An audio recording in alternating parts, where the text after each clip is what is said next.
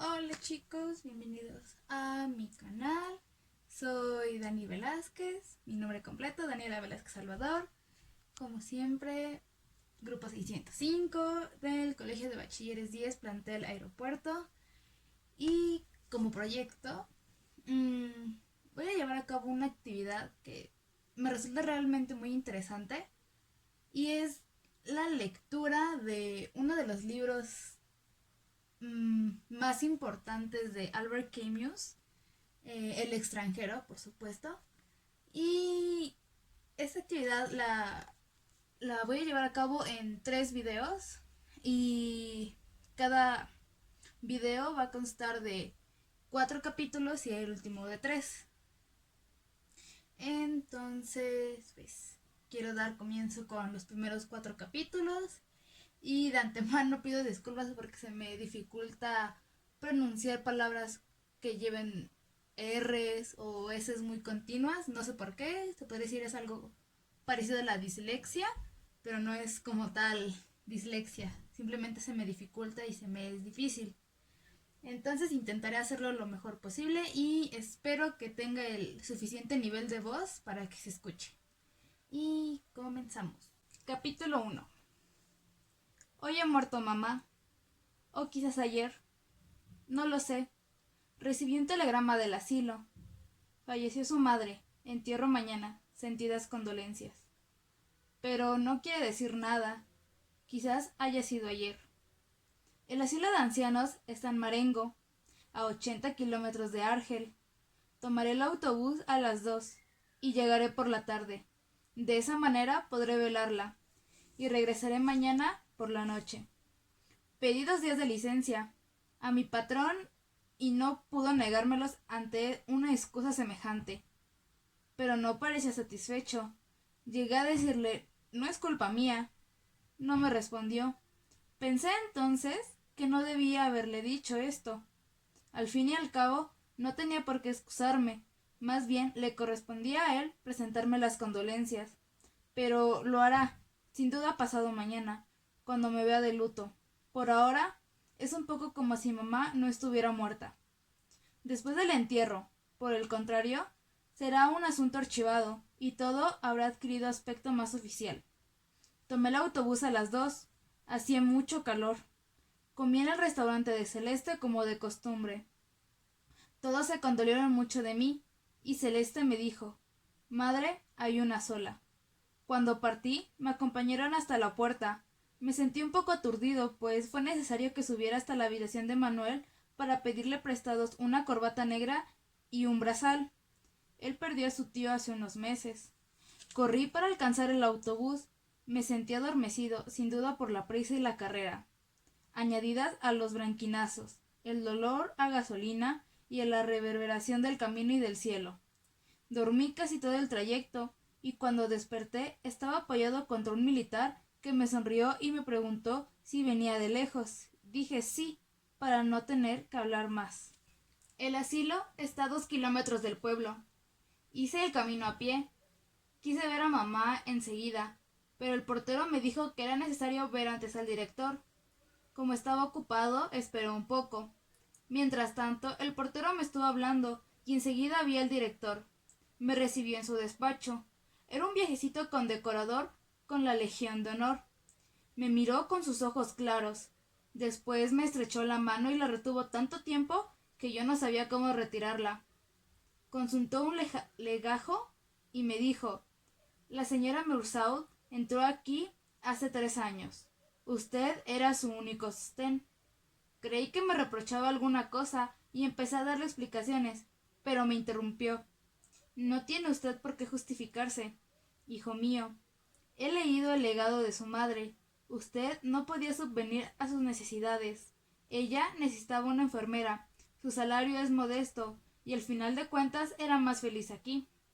Dije, «Sí, señor director». Él agregó, «¿Sabe usted? Aquí tenía amigos, personas de su edad. Podía compartir recuerdos de otros tiempos. Usted es joven, y ella debía aburrirse con usted». Era verdad. Cuando mamá estaba en casa, pasaba el tiempo en silencio, siguiéndome con la mirada. Durante los primeros días que estuvo en el asilo lloraba a menudo, pero era por la fuerza de la costumbre. Al cabo de unos meses habría llorado si se le hubiera retirado del asilo, siempre por la fuerza de la costumbre. Un poco por eso en el último año casi no fue a verla, y también porque me quitaba el domingo sin contar el esfuerzo de ir hasta el autobús, tomar los billetes y hacer 2 horas de camino. El director me habló aún, pero casi no la escuchaba. Luego me dijo: «Supongo que usted quiere ver a su madre». Me levanté sin decir nada y salió delante de mí. En la escalera me explicó: «Le hemos llevado a nuestro pequeño depósito para no impresionar a los otros. Cada vez que un pensionista muere, los otros se sienten nerviosos durante 2 o 3 días y dificulta el servicio». Atravesamos un patio en donde había muchos ancianos, charlando en pequeños grupos. Callaban cuando pasábamos y reanudaban las conversaciones detrás de nosotros. Hubiérase dicho un sordo parloteo de cotorras. En la puerta de un pequeño edificio, el director me abandonó. «Le dejo a usted, señor Meursault. Estoy a su disposición en mi despacho. En principio, el entierro está fijado para las 10 de la mañana. Hemos pensado que así podría usted velarla a la difunta. Una última palabra. Según parece, su madre expresó a menudo a sus compañeros el deseo de ser enterrada religiosamente. Me he tomado a mi cargo hacer lo necesario, pero quería informarle a usted. Le di las gracias. Mamá, sin ser atea, jamás había pensado en la religión mientras vivió». Entré. Era una sala muy clara, blanqueada a la cal, con techo de vidrio. Estaba amueblada con sillas y caballetes de forma de X. En el centro de la sala, 2 caballetes sostenían un fieltro cerrado con la tapa. Solo se veían los tornillos relucientes, hundidos, apenas destacándose sobre las tapas pintadas de nogalina.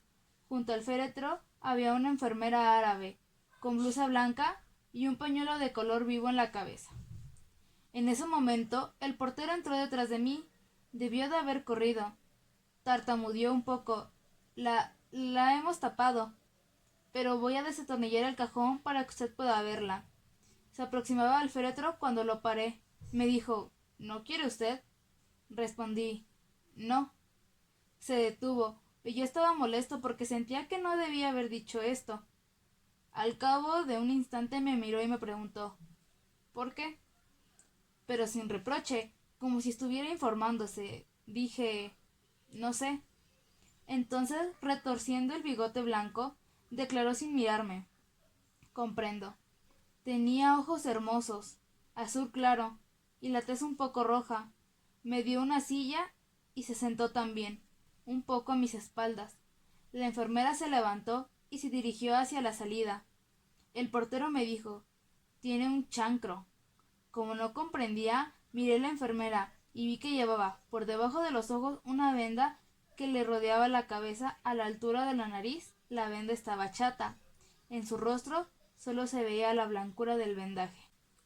Cuando hubo salido, el portero habló: «Lo voy a dejar solo». No sé qué de manice, pero se quedó, de pie detrás de mí. Su presencia a mis espaldas me molestaba. Llenaba la habitación una hermosa luz de media tarde. 2 abejorros zumbaban contra el techo de vidrio, y sentía que el sueño se apoderaba de mí.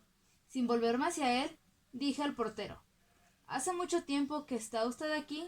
Inmediatamente respondió: «5 años», como si hubiese estado esperando mi pregunta. Charló mucho enseguida. Se habría quedado muy asombrado si alguien le hubiera dicho que acabaría de portero en el asilo de Marengo.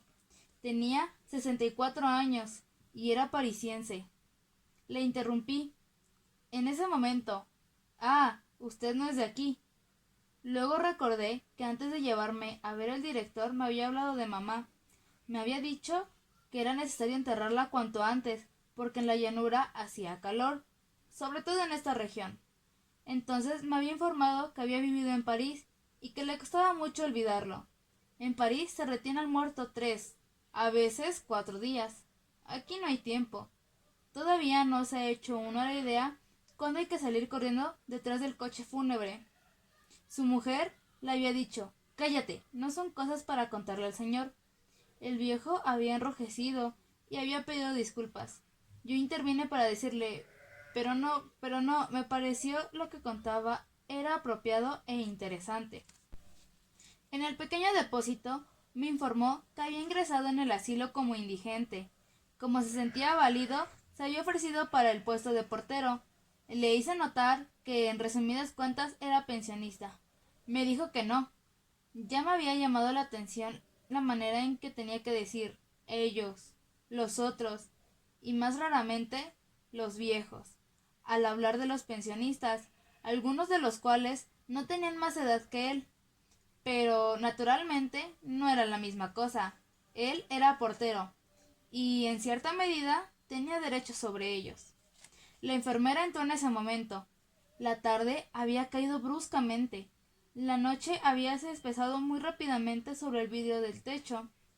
El portero oprimió el conmutador y quedé cegado por el repentino resplandor de la luz. Me invitó a dirigirme al refectorio para cenar, pero no tenía hambre. Me ofreció entonces traerme una taza de café con leche. Como me gusta mucho el café con leche, acepté, y un momento después regresó con una bandeja. Bebí. Tuve deseos de fumar, pero dudé, porque no sabía si podía hacerlo delante de mamá. Reflexioné. No tenía importancia alguna. Ofrecí un cigarrillo al portero y fumamos. En un momento dado me dijo, ¿sabe usted? Los amigos de su señora madre van a venir a velarla también. Es la costumbre. Tengo que ir a buscar sillas y café negro. Le pregunté si se podía apagar una de las lámparas. El resplandor de la luz contra las paredes blancas me fatigaba. Me dijo que no era posible. La instalación estaba hecha así, o todo o nada. Después no le presté mucha atención. Salió, volvió, dispuso las sillas. Sobre una de ellas apiló tazas en torno de una cafetera. Luego se sentó enfrente de mí, del otro lado de mamá. También estaba la enfermera en el fondo, vuelta de espaldas. Yo no veía qué hacía, pero por el movimiento de los brazos me pareció que tejía. La temperatura era agradable. El café me había recalentado, y por la puerta abierta entraba el aroma de la noche y de las flores. Creo que dormité un poco. Me despertó un roce. Como había tenido los ojos cerrados, la habitación me pareció aún más deslumbrante de blancura. Delante de mí no había ni la más mínima sombra, y cada objeto, cada ángulo, todas las curvas se dibujaban con una pureza que hería los ojos. En ese momento entraron los amigos de mamá. Eran una decena en total, y se deslizaban en silencio en medio de aquella luz enceguecedora. Se sentaron sin que crujiera una silla. Los veía como no he visto a nadie jamás, y ni un detalle de los rostros o de los trajes se me escapaba. Sin embargo, no los oía, y me costaba creer en su realidad. Casi todas las mujeres llevaban delantal, y el cordón que les ceñía la cintura hacía resaltar aún más sus abultados vientres. Nunca había notado hasta qué punto podía tener vientre en las mujeres ancianas. Casi todos los hombres eran flaquísimos y llevaban bastón. Me llamaba la atención no ver los ojos en los rostros, sino solamente un resplandor sin brillo, en medio de un nido de arrugas. Cuando se hubieron sentado, casi todos me miraron e inclinaron la cabeza con modestia, los labios sumidos en la boca desdentada, sin que pudiera saber si me saludaban o si se trataba de un tic. Creo más bien que me saludaban. Advertí en ese momento que estaban todos cabeceando, sentados enfrente de mí en torno del portero. Por un momento tuve la ridícula impresión de que estaban allí para juzgarme. Poco después, una de las mujeres se echó a llorar. Estaba en segunda fila, oculta por una de sus compañeras, y no la veía bien. Lloraba con pequeños gritos, regularmente. Me parecía que no se detendría jamás. Los demás parecían no oírla. Se mostraban abatidos, tristes y silenciosos. Miraban al féretro o a sus bastones, o a cualquier cosa, pero no miraban a nada más. La mujer seguía llorando. Yo estaba muy asombrado porque no la conocía. Hubiera querido no oírla más. Sin embargo, no me atreví a decírselo. El portero se inclinó hacia ella y le habló, pero sacudió la cabeza, murmuró algo y continuó llorando con la misma regularidad. El portero vino entonces hacia mi lado, se sentó muy cerca de mí. Después de un rato bastante largo, me informó sin mirarme. Estaba muy unida con su señora madre. Dice que era su única amiga aquí y que ahora ya no le queda nadie. Quedamos un largo rato así. Los suspiros y los sollozos de la mujer se hicieron más raros. Sorbía mucho. Luego cayó por fin. Yo no tenía más sueño, pero me sentía fatigado y me dolía la cintura. Ahora me resultaba penoso el silencio de todas esas gentes. Solo de vez en cuando oía un ruido singular y no podía comprender qué era. A la larga acabé por adivinar que algunos de los ancianos chupaban el interior de las mejillas y dejaban escapar unos raros chasquidos. Tan absortos estaban en sus pensamientos que ni se daban cuenta. Tenía la impresión de que aquella muerta, acostada en medio de ellos, no significaba nada ante sus ojos, pero creo ahora que era una impresión falsa. Todos tomamos café, servido por el portero. Después, no sé más. La noche pasó. Recuerdo que en cierto momento abrí los ojos y vi que los ancianos dormían amontonados, excepto uno, que me miraba fijamente, con la barbilla apoyada en el dorso de las manos, aferradas al bastón, como si no esperase sino de mí despertar. Luego volví a dormirme. Me desperté porque cada vez me dolía más la cintura. El día resultaba sobre el techo de vidrio. Poco después, uno de los ancianos se despertó y tosió mucho. Escupía en un gran pañuelo a cuadros y cada una de las escupidas era como un desgarramiento. Despertó a los demás y el portero dijo que debían marcharse. Se levantaron. La incómoda velada les había dejado los rostros de color ceniza. Al salir, con gran asombro mío, todos me estrecharon la mano, como si esa noche, durante la cual no cambiamos una palabra, hubiese acrecentado nuestra intimidad. Estaba fatigado. El portero me condujo a su habitación y pude arreglarme un poco. Tomé café con leche, que estaba muy bueno. Cuando salí era completamente de día. Sobre las colinas que separaban a Marengo del mar, el cielo estaba arrebolando, y el viento traía olor a sal. Se preparaba un hermoso día. Hacía mucho que no iba al campo, y sentía el placer que habría tenido en parecerme de no haber sido por mamá. Pero esperé en el patio, debajo de un plátano. Aspiraba el olor de la tierra fresca, y no tenía más sueño. Pensé en los compañeros de oficina. A esta hora se levantaban para ir al trabajo. Para mí era siempre la hora más difícil. Reflexioné un momento sobre esas cosas, pero me distrajo una campana que sonaba en el interior de los edificios. Hubo movimientos detrás de las ventanas. Luego, todo quedó en calma. El sol estaba algo más alto en el cielo. Comenzaba a calentarme los pies. El portero cruzó el patio y me dijo que el director me llamaba. Fui a su despacho. Me hizo firmar cierta cantidad de documentos. Vi que estaba vestido de negro con pantalón a rayas. Tomó el teléfono y me interpeló. Los empleados de pompas fúnebres han llegado hace un momento. Voy a pedirles que vengan a cerrar el féretro. ¿Quiere usted ver antes a su madre por última vez? Dije que no. Ordenó por teléfono bajando la voz. Fíjate usted a los hombres que pueden ir. Enseguida me dijo que asistiría al entierro y le di las gracias. Se sentó ante el escritorio y cruzó las pequeñas piernas. Me advirtió que yo y él estaríamos solos, con la enfermera de servicio. En principio, los pensionistas no debían de asistir a los entierros. Él solo les permitía velar.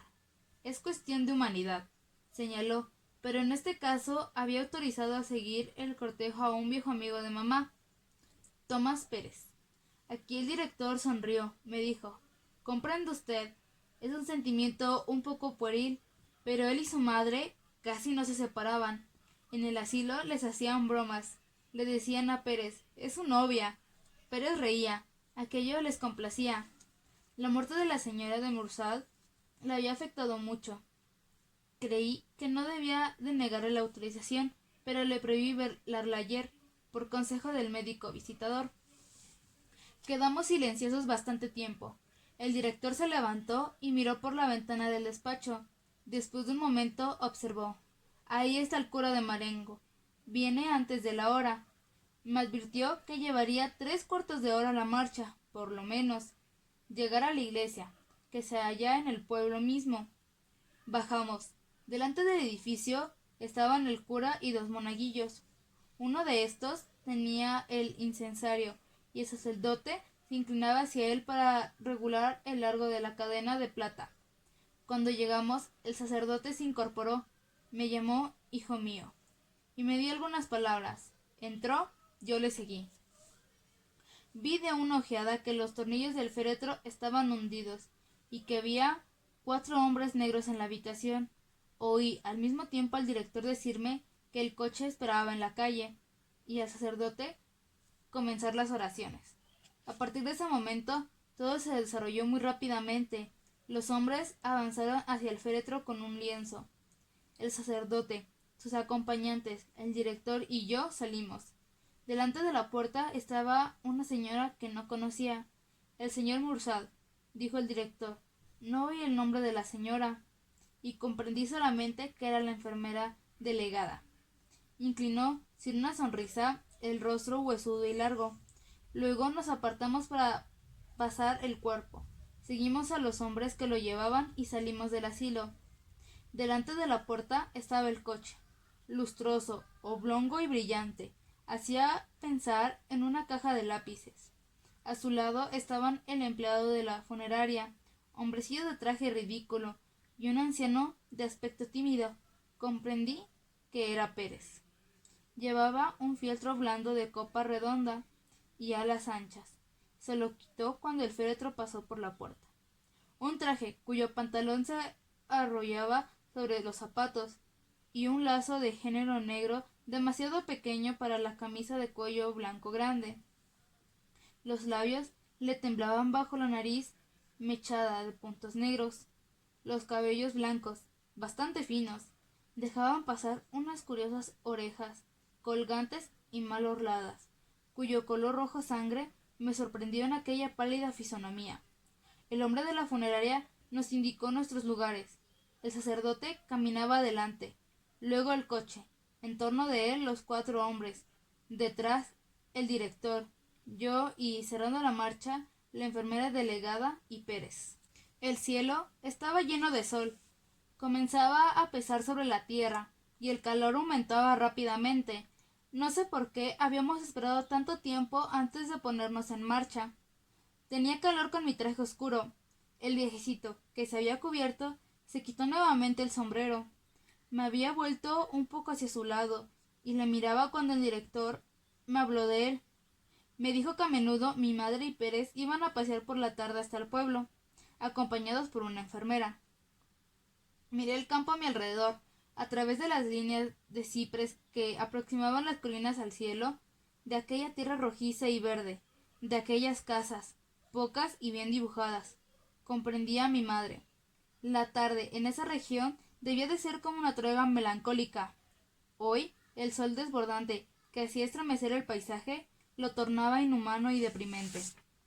Nos pusimos en marcha. En ese momento noté que Pérez renqueaba ligeramente. Poco a poco el coche tomaba velocidad y el anciano perdía terreno. Uno de los hombres me rodeaban el coche también se había dejado pasar y caminaba ahora a mi altura. Me sorprendía la rapidez con que el sol se elevaba en el cielo. Advertí que hacía ya tiempo que el campo resonaba con el canto de los insectos y el crujir de la hierba. El sudor me corría por las mejillas. Como no tenía sombrero, me abanicaba con el pañuelo. El empleado de pompas fúnebres me dijo entonces que algo que no oí. Al mismo tiempo se enjuagaba el cráneo con un pañuelo que tenía en la mano izquierda, mientras que con la derecha levantó el borde de la gorra. Le dije: ¿cómo? Repitió señalando al cielo. Está sofocante. Dije: sí. Poco después me preguntó: ¿es su madre la que va ahí? Otra vez dije: sí. ¿Era vieja? Respondí: más o menos, pues no sabía la edad exacta. Enseguida se calló. Me di vuelta y vi al viejo Pérez a unos 50 metros detrás de nosotros. Se apresuraba columpiando el sombrero al vaivén del brazo. Miré también al director, que caminaba con mucha dignidad, sin un gesto inútil. Algunas gotas de sudor le perlaban la frente, pero no las enjuagaba. Me pareció que el cortejo marchaba un poco más deprisa. A mi alrededor continuaba siempre el mismo campo luminoso colmado de sol. El resplandor del cielo era insostenible. En un momento dado pasamos por una parte del camino que había sido arreglada recientemente. El sol había hecho estallar el alquitrán, los pies se hundían en él y dejaban abierta su carne brillante. Por encima del coche, la galera luciente del cochero parecía haber sido amasada con ese fango negro. Yo estaba un poco perdido entre el cielo azul y blanco y la monotonía de aquellos colores: negro viscoso del alquitrán abierto, negro opaco de las ropas, negro lustroso del coche. Todo esto, el sol, el olor del cuero y del estiércol del coche, el del barniz y del incienso y la fatiga de una noche de insomnio, me luraba la mirada y las ideas. Me volví una vez más. Pérez me pareció muy lejos, perdido en una nube de calor. Luego no lo divisé más. Lo busqué con la mirada y vi que había dejado el camino y tomado los campos traviesa. Comprobé también que el camino doblaba delante de mí. Comprendí que Pérez conocía la región, cortaba campo para alcanzarnos. Al dar la vuelta se nos había reunido, luego lo perdimos, volvió a tomar campo traviesa, y así varias veces. Yo sentía la sangre que me golpeaba en las sienes. Todo ocurrió enseguida con tanta precipitación, certidumbre y naturalidad, que no recuerdo nada más. Solo una cosa. A la entrada del pueblo la enfermera delegada me habló. Tenía una voz singular que no correspondía a su rostro, una voz melodiosa y trémula. Me dijo: si uno anda despacio, corre el riesgo de una insolación, pero si anda demasiado prisa, transpira, y en la iglesia pesca un resfriado. Tenía razón, no había escapatoria. Todavía tengo algunas imágenes de aquel día. Por ejemplo, el rostro de Pérez cuando se nos reunió cerca del pueblo por última vez. Gruesas lágrimas de nerviosidad y de pena le chorreaban por las mejillas, pero las arrugas no las dejaban caer, se extendían y se juntaban y formaban un barniz de agua sobre el rostro marchito. Hubo también la iglesia y los aldeanos en las aceras, los geranios rojos de las tumbas de cementerio, el desvanecimiento de Pérez. Habríase dicho un títere dislocado. La tierra color de sangre que rodaba sobre el féretro de mamá, la carne blanca de las raíces que se mezclaban, gente aún, voces, el pueblo, la espera delante de un café, el incesante ronquido del motor, y mi alegría cuando el autobús entró en el nido de luces de Argel. Pensé que iba a acostarme y a dormir durante 12 horas. Capítulo 2. Cuando me desperté, comprendí por qué el patrón tenía aspecto descontento cuando le pedí los 2 días de licencia. Hoy es sábado. Por decirlo así, lo había olvidado, pero se me ocurrió la idea al levantarme. Naturalmente, el patrón pensó que con el domingo tendría 4 días de licencia, y eso no podía gustarle. Pero, por una parte, no es culpa mía que hayan enterrado a mamá ayer en vez de hoy, y por otra parte, hubiera tenido el sábado y el domingo de todos modos. Por supuesto, esto no me impide comprender a mi patrón. Me costó levantarme porque la jornada de ayer me había cansado. Mientras me afeitaba, me pregunté qué podía hacer y resolví ir a bañarme. Tomé el tranvía para ir al establecimiento de baños del puerto. Allí me zambullí en la entrada. Había muchos jóvenes. En el agua encontré a María Cardona, antigua dactilógrafa de mi oficina, a la que había deseado en otro tiempo. Creo que ella también, pero se había marchado poco después, y no tuvimos ocasión. La ayudé a subir a una balsa y rocé sus senos en ese momento. Yo estaba todavía en el agua cuando ella ya se había colocado boca abajo sobre la balsa. Se volvió hacia mí, tenía los cabellos sobre los ojos y reía. Me hice a su lado sobre la balsa. El tiempo estaba espléndido, y como bromeando dejé ir la cabeza hacia atrás y la posé sobre su vientre. No dijo nada, y quedé así. Me daban los ojos todo el cielo azul y dorado. Bajo la nuca sentí latir suavemente el vientre de María. Nos quedamos largo rato sobre la balsa, medio dormidos. Cuando el sol estuvo demasiado fuerte, se zambulló y la seguí. La alcancé, pasé la mano alrededor de su cintura y nadamos juntos. Ella reía siempre. En el muelle, mientras nos secábamos, me dijo: «Soy más morena que tú». Le pregunté si quería ir al cine esa noche. Volví a reír y me dijo que quería ver una película de Fernandel. Cuando nos hubiésemos vestido, pareció muy asombrada al verme con corbata negra y me preguntó si estaba de luto.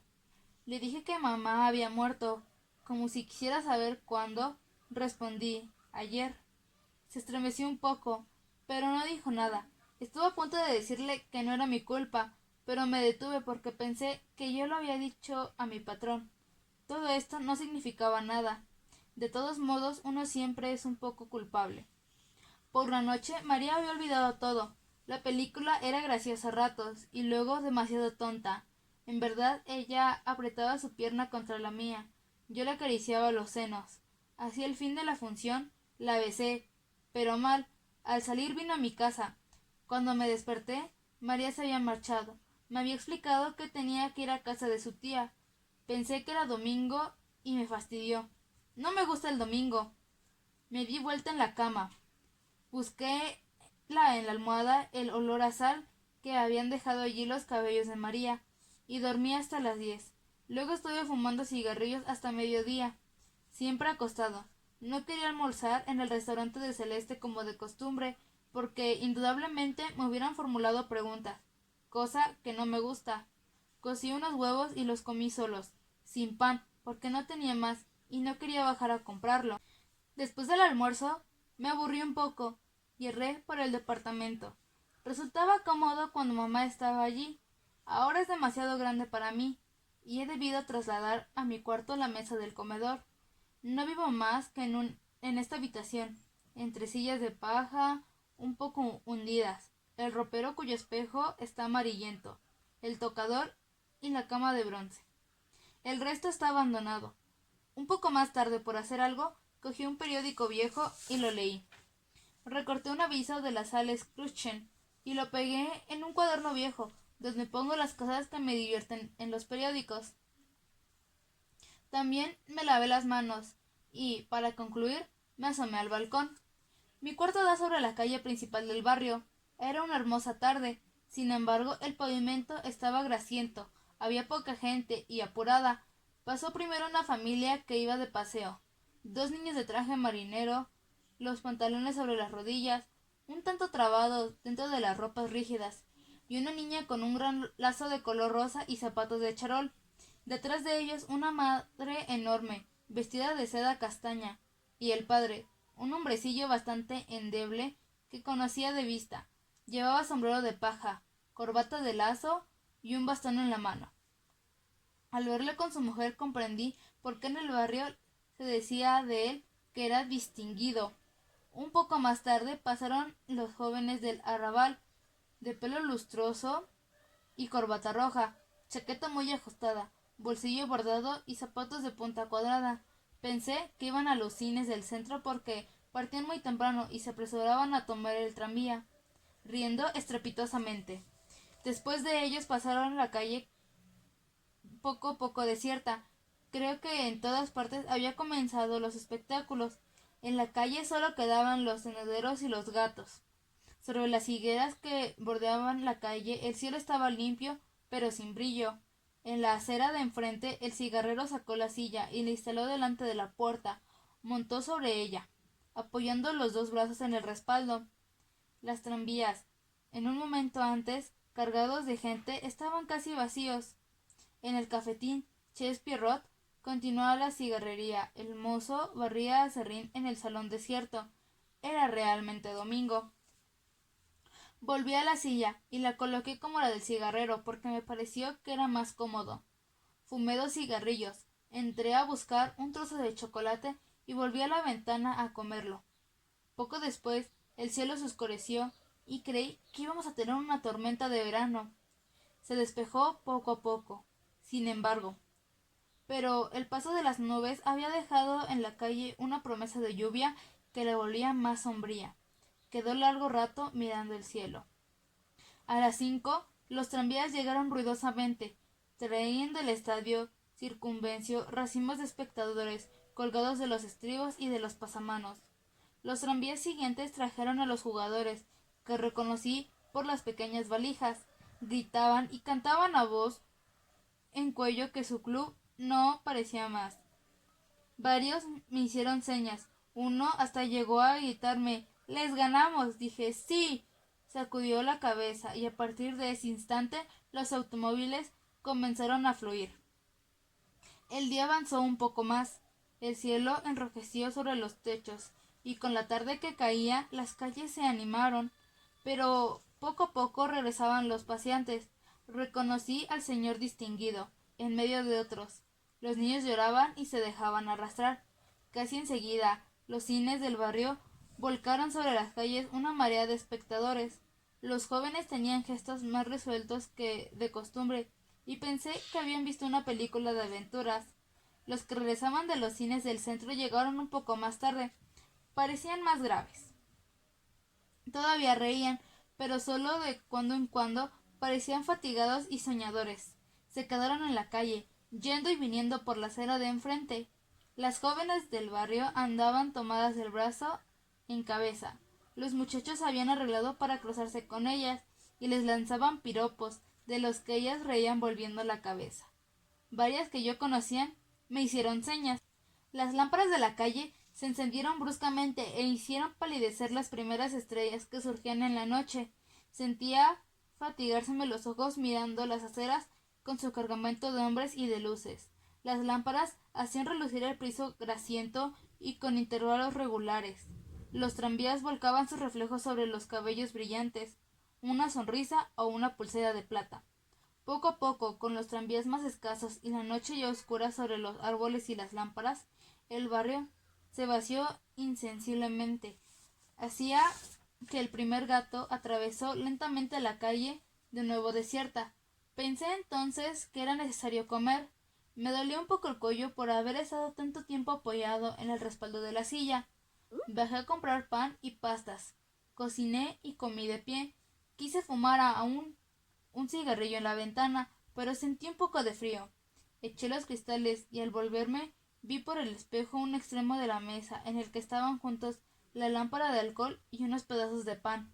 Pensé que, después de todo, era un domingo de menos, que mamá estaba ahora enterrada, que iba a reanudar el trabajo y que, en resumen, nada había cambiado. Capítulo 3. Hoy trabajé mucho en la oficina. El patrón estuvo amable. Me preguntó si no estaba demasiado cansado y quiso saber también la edad de mamá.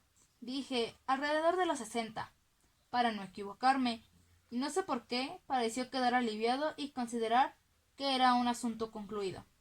Sobre mi mesa se apilaba un montón de conocimientos y tuve que examinarlos todos. Antes de abandonar la oficina para ir a almorzar, me lavé las manos. Me gusta mucho ese momento a mediodía. Por la tarde encuentro menos placer porque la toalla sin fin que utilizamos está completamente húmeda. Ha servido durante toda la jornada. Un día se lo hice notar al patrón. Me respondió que era de lamentar, pero que asimismo era un detalle sin importancia. Salí un poco tarde, a las 12:30, con Manuel, que trabajaba en la expedición. La oficina da al mar, y perdimos un momento mirando los barcos de carga en el puerto ardiente de sol. En ese instante llegó un camión en medio de un estrépito de cadenas y explosiones. Manuel me preguntó «¿Vamos?», y eché a correr. El camión nos dejó atrás y nos lanzamos en su persecución. El ruido y el polvo me ahogaban. No veía nada más y no sentía otra cosa que el desordenado impulso de la carrera. En medio de los tornos y de las máquinas, de los mástiles que danzaban en el horizonte y de los cabos que esquivábamos, fui el primero en tomar apoyo y salté al vuelo. Luego ayudé a Manuel a sentarse. Estábamos sin resuello. El camión saltaba sobre el pavimento desparejado del muelle, en medio del polvo y del sol. Manuel reía hasta perder el aliento. Llegamos empapados a casa de Celeste. Allí estaba como siempre, con el vientre abultado, el delantal y los bigotes blancos. Me preguntó si andaba bien a pesar de todo. Le dije que sí, y que tenía hambre. Comí rápidamente y tomé café. Luego volví a mi casa. Dormí un poco porque había bebido demasiado vino, y al despertar tuve ganas de fumar. Era tarde, y corrí para alcanzar un tranvía. Trabajé toda la tarde. Hacía mucho calor en la oficina, y cuando salí al atardecer me sentí caminando de vuelta lentamente a lo largo de los muelles. El ciclo estaba verde. Me sentía contento. Sin embargo, volví directamente a mi casa porque quería prepararme unas papas hervidas. Al subir, topé en la escalera oscura con el viejo Salamano, mi vecino de piso. Estaba con su perro. Hace 8 años que se los ve juntos. El podenco tiene una enfermedad en la piel, creo que sarna, que le hace perder casi todo el pelo y lo cubre de placas y costras oscuras. A fuerza de vivir con él, solo los dos en una pequeña habitación, el viejo Salamano ha concluido por parecérsele. Tiene costras rojizas en el rostro y pelo amarillo y escaso. A su vez, el perro ha tomado del amo una especie de andar encorvado, con el hocico hacia adelante y el cuello tendido. Parecen de la misma raza y sin embargo se detestan. 2 veces por día, a las 11 y a las 6, el viejo lleva al perro a pasear. Desde hace 8 años no han cambiado del itinerario, pues vérseles a lo largo de la calle de Lyon. El perro tirando hombre hasta que el viejo Salamano tropieza. Entonces pega al perro y lo insulta. El perro se arrastra de terror y se deja arrastrar. El viejo debe tirar de él. Cuando el perro ha olvidado, aplaza de nuevo al amo y de nuevo el amo le pega y lo insulta. Entonces quedan los dos en la acera y se miran, el perro con terror, el hombre con odio. Así todos los días. Cuando el perro quiere orinar, el viejo no le da tiempo y tira. El podenco siembra tras sí un reguero de gotas. Si por casualidad el perro lo hace en la habitación, entonces también le pega. Hace 8 años que ocurre lo mismo. Celeste dice siempre que es una desgracia, pero en el fondo no se puede saber. Cuando lo encontré en la escalera, Salamón estaba insultando al perro. Le decía, cochino, carroña, y el perro gemía. Dije buenas tardes, pero el viejo continuó con los insultos. Entonces le pregunté qué le había hecho. El perro no me respondió. Decía solamente, cochino, carroña. Me lo imaginaba inclinado sobre el perro, arreglando alguna cosa en el collar. Hablé más alto. Entonces me respondió sin volverse, con una especie de rabia contenida. Se queda siempre ahí. Y se marchó tirando del animal, que se dejaba arrastrar sobre las 4 patas y gemía. En ese mismo momento entró el segundo vecino del piso. En el barrio se dice que vive de las mujeres. Sin embargo, cuando se le pregunta acerca de su oficio es guarda-almacén. En general es poco querido, pero me habla a menudo y a veces entra un momento en mi habitación porque yo le escucho. Encuentro interesante lo que dice. Por otra parte, no tengo razón alguna para no hablarle. Se llama Raimundo Sintes. Es bastante pequeño, con hombros anchos y nariz de boxeador. Va siempre muy correctamente vestido. También él me ha dicho, hablando de Salamano, dígame si no es una desgracia. Me preguntó si no me repugnaba, y respondí que no. Subimos, y le iba a dejar, cuando me dijo, tengo en mi habitación morcilla y vino. ¿Quiere usted comer conmigo? Pensé que me evitaría cocinar y acepté. Él también tiene una sola pieza, con una cocina sin ventana. Sobre la cama hay un ángel de estuco, blanco y rosa, fotos de campeones y 2 o 3 clices de mujeres desnudas. La habitación estaba sucia y la cama deshecha. Encendió primero la lámpara de petróleo, luego extrajo del bolsillo una venda bastante sucia y se envolvió la mano derecha. Le pregunté qué tenía. Me dijo que había tenido una trifulca con un sujeto que le buscaba camorra. ¿Comprende usted, señor Mursad? Me dijo, no se trata de que yo sea malo, pero soy rápido. El otro me dijo, baje del tranvía si eres hombre. Yo le dije, vamos, quédate tranquilo. Me dijo que yo no era hombre. Entonces bajé y le dije, basta, es mejor o te rompo la jeta. Me contestó, ¿con qué? Entonces le pegué. Se cayó. Yo iba a levantarlo, pero me tiró un puntapiés del suelo. Entonces le di un rodillazo y 2 taconazos. Tenía la cara llena de sangre. Le pregunté si tenía bastante. Me dijo sí. Durante todo este tiempo, Sintes arreglaba el vendaje. Yo estaba sentado en la cama. Me dijo, «Usted ve que no lo busqué. Él se metió conmigo». Era verdad y lo reconocí. Entonces me declaró que precisamente quería pedirme un consejo con motivo de este asunto, que yo era un hombre y que conocía la vida, que podía ayudarlo y que inmediatamente sería mi camarada.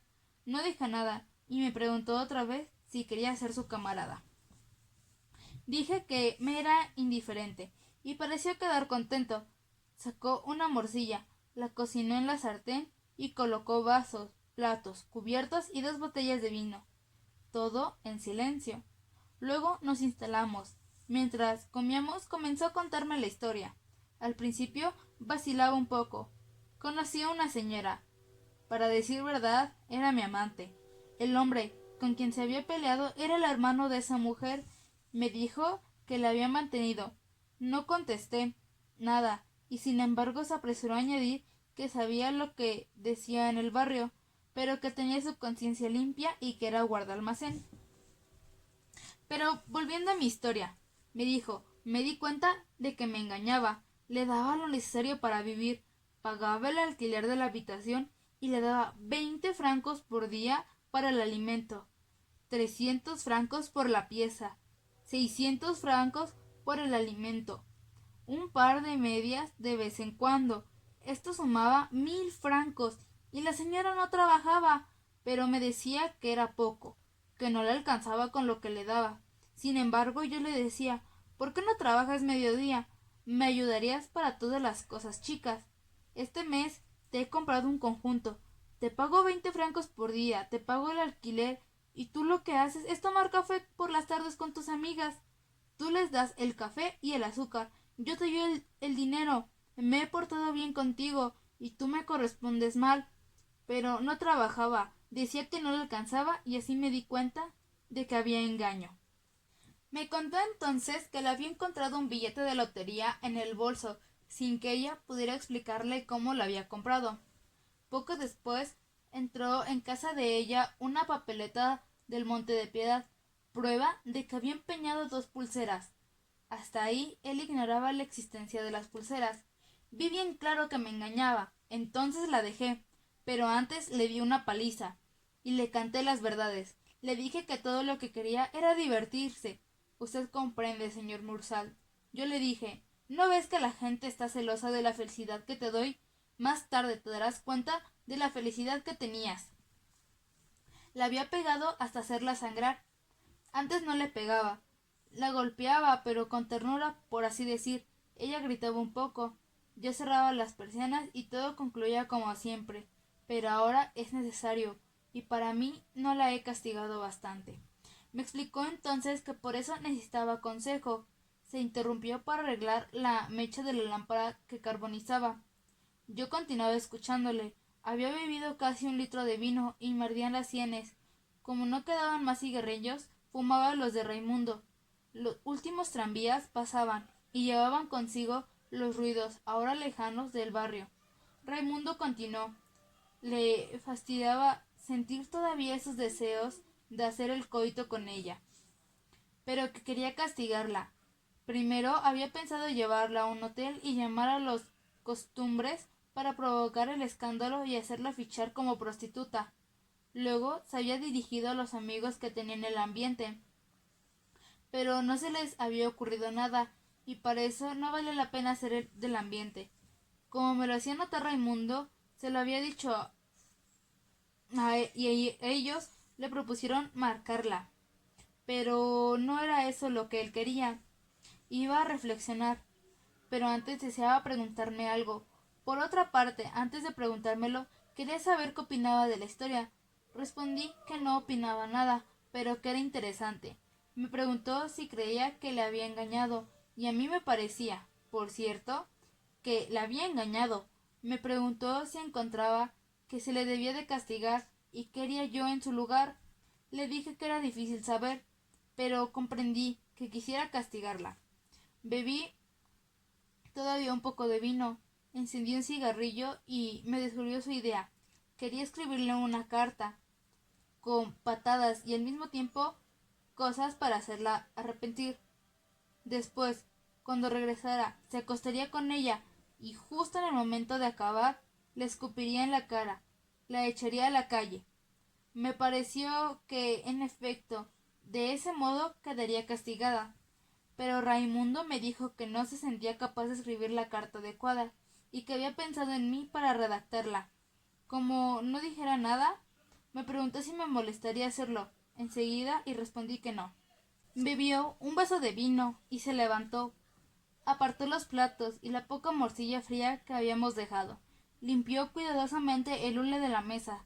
Sacó de un cajón de la mesa de noche una hoja de papel cuadriculado, un sobre amarillo, un pequeño cortaplumas de madera roja y un tintero cuadrado con tinta violeta. Cuando me dijo el nombre de la mujer, vi que era Mora. Hice la carta, le escribí un poco al azar, pero traté de contentar a Raimundo porque no tenía razón para no dejarlo contento. Luego leí la carta en voz alta, me escuchó fumando y asintiendo con la cabeza, y me pidió que la releyera. Quedó enteramente contento. Me dijo, sabía que tú conocías la vida. Al principio no advertí que me tuteaba, solo cuando me declaró, ahora eres un verdadero camarada. Me llamó la atención. Repitió la frase y dije sí. Me era indiferente ser su camarada, y él realmente parecía desearlo. Cerró el sobre y terminamos el vino. Luego quedamos un momento fumando sin decir nada. Afuera todo estaba en calma y oímos deslizarse un auto que pasaba. Dije, es tarde. Raimundo pensaba lo mismo. Hizo notar que el tiempo pasaba rápidamente y, en cierto sentido, era verdad. Tenía sueño, pero me costaba levantarme. Debía de tener aspecto fatigado porque Raimundo me dijo que no había que dejarse abatir. En el primer momento no comprendí. Me explicó entonces que se había enterado de la muerte de mamá, pero que era una cosa que debía de llegar un día u otro. Era lo que yo pensaba. Me levanté. Raimundo me estrechó la mano con la fuerza y me dijo que entre hombres siempre acaba uno por entenderse. Al salir de la pieza cerré la puerta y quedé un momento en el rellano, en la oscuridad. La casa estaba tranquila y de las profundidades de la caja de la escalera subía un soplo oscuro y húmedo. No oía más que los golpes de la sangre zumbándome en los oídos y quedé inmóvil. Pero en la habitación del viejo Salamano el perro gimió sordamente. Capítulo 4. Trabajé mucho toda la semana. Raimundo vino y me dijo que había enviado la carta. Fui 2 veces al cine con Manuel, que nunca comprende lo que sucede en la pantalla. Siempre hay que darle explicaciones. Ayer era sábado, y María vino. Como habíamos convenido, la deseé mucho porque tenía un lindo vestido a rayas rojas y blancas, sandalias de cuero. Se adivinaban sus senos firmes, y el tostado del sol le daba un rostro de flor. Tomamos un autobús y fuimos a algunos kilómetros de Argel, a una playa encerrada entre rocas y rodeada de cañaverales del lado de la ribera. El sol de las 4 no calentaba demasiado, pero el agua estaba tibia, con pequeñas olas alargadas y perezosas. María me enseñó un juego.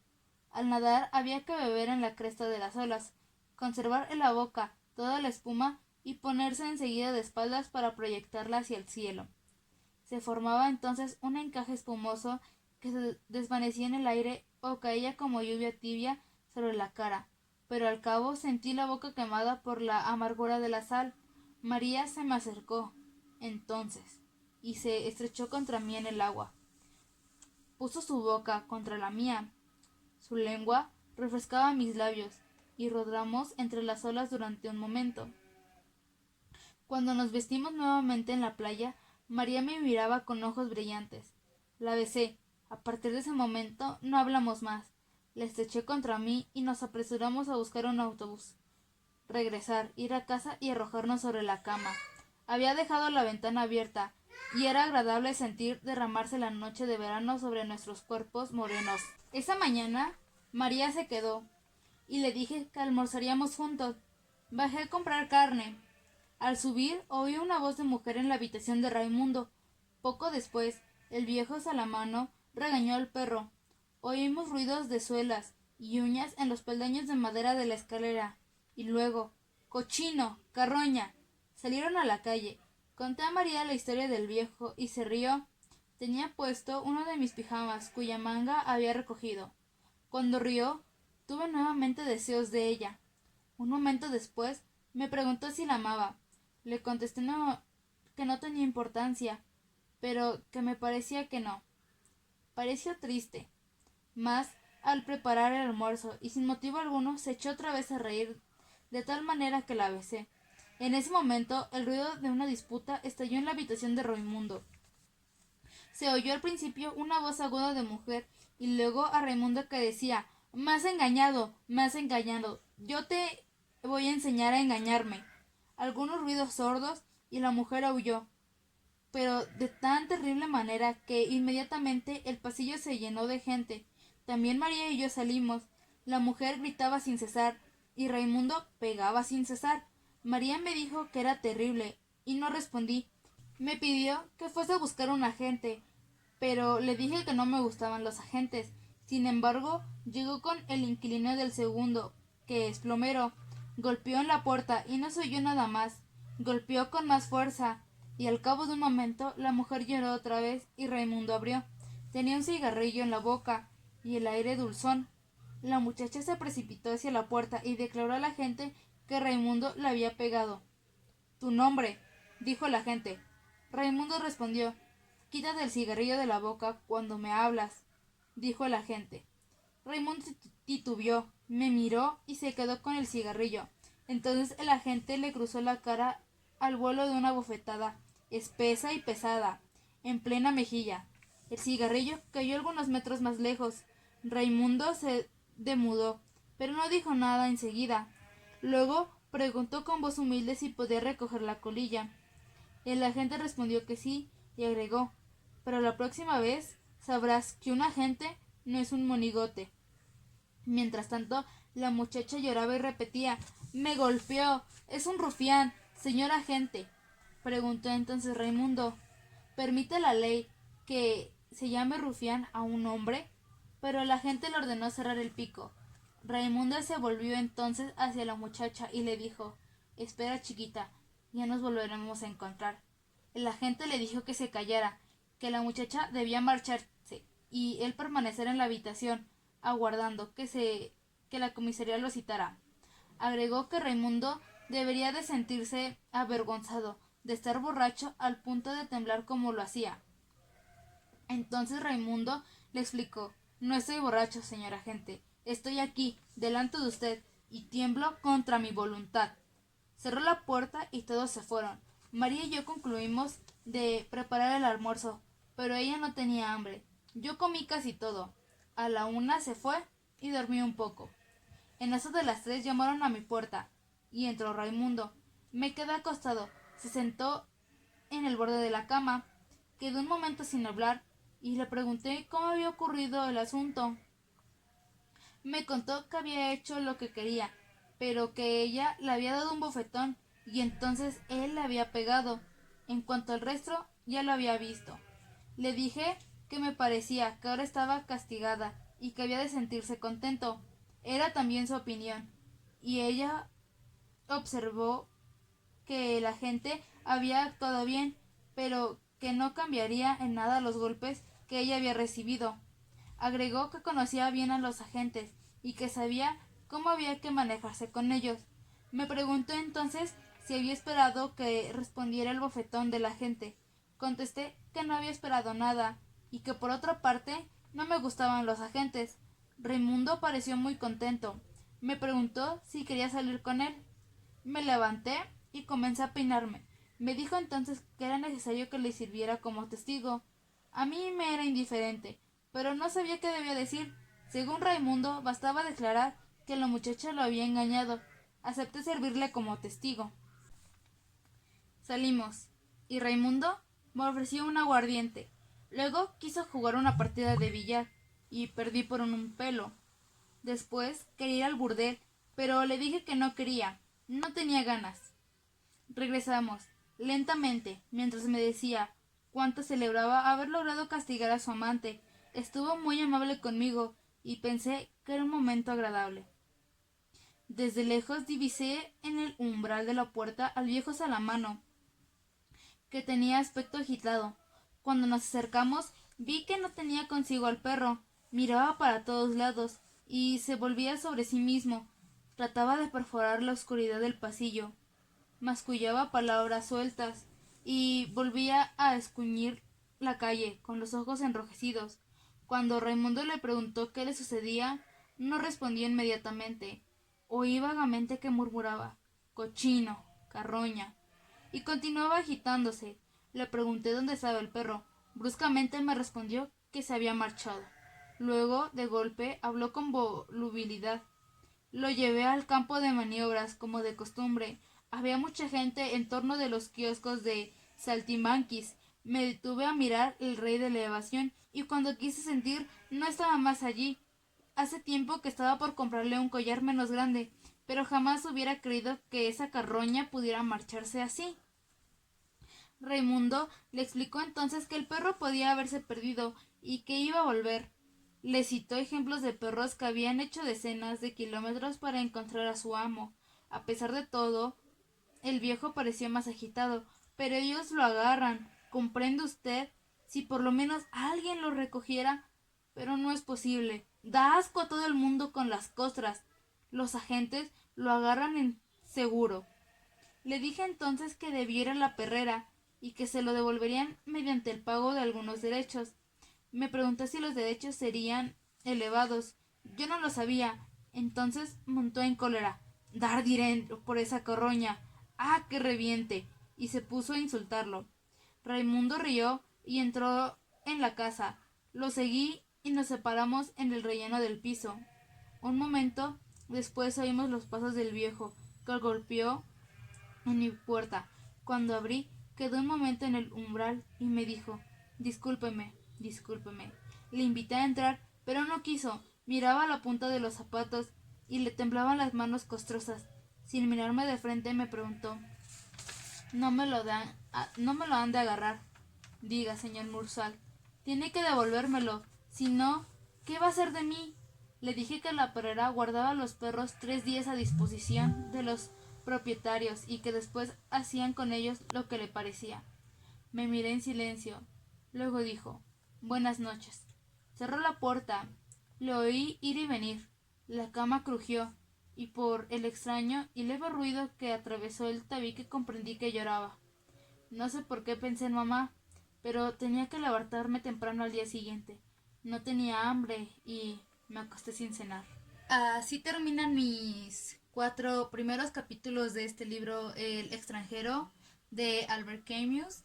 Y espero que hayan disfrutado de mi lectura y que se hayan logrado distinguir ese cambio de personaje a personaje y que haya pronunciado correctamente bien algunas palabras. Por ejemplo, el apellido de este protagonista, del que va narrando la historia. No sé cuál es la forma correcta de pronunciarla, pero según yo es Meursault.